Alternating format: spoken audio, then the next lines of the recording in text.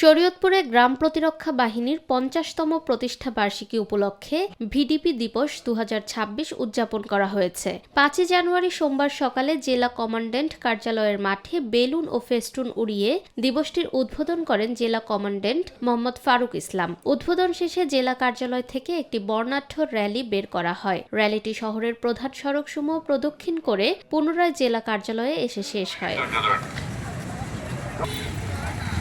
Rally শেষে জেলা commandant Mohammad Faruk ইসলাম উপস্থিত আনসার ও ভিডিপি সদস্যদের শুভেচ্ছা জানান এবং আসন্ন জাতীয় সংসদ নির্বাচনে দায়িত্ব পালনের বিষয়ে গুরুত্বপূর্ণ দিক নির্দেশনা প্রদান করেন।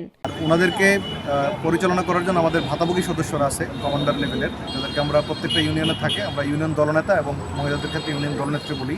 তো আজকে আমরা মূলত দলনেত্রীদেরকেই এখানে এনেছি, সাথে কিছু ভিডিপি সদস্যরাও আছে।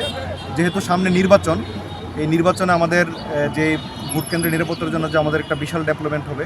আপনারা জানেন যে শরীয়তপুরে টোটাল ৩৯২টা ভোট কেন্দ্র আছে। তো প্রতিটা কেন্দ্রে আমরা ১৩ জন করে আনসার এবং ভিডিপি সদস্য ডেপ্লয় করব। তো সেই হিসেবে আমাদের টোটাল ৫,০৯৬ জন সদস্য আমাদের লাগবে। তো সেটা আমাদের রেডি করা, বাছাই করাটা শুরু করে দেয় এবং তালিকা করা শুরু করে, যাতে আমরা ওই নির্বাচনের সময় সুন্দরভাবে আমরা যে প্রশিক্ষণপ্রাপ্ত সদস্য যে আমাদের যে টোটাল পরিমাণ লাগবে সেটা আমরা ডিপ্লয় করতে পারি। আমাদের ওনাদের জন্য একটা সফটওয়্যার তৈরি হয়েছে, answer VDP management information system বা AVMIS। সেখানে আমাদের সদস্যদের সবার নাম, তাদের প্রশিক্ষণ সার্টিফিকেট, বিস্তারিত ডিটেলস সব কিছু এন্ট্রি হচ্ছে। তো এন্ট্রির কাজটা চলমান আছে। এটা যাতে আমরা আরেকটু দ্রুততার সাথে করতে পারি সেই বিষয়ে ওনাদেরকে নির্দেশনা দেওয়া হচ্ছে।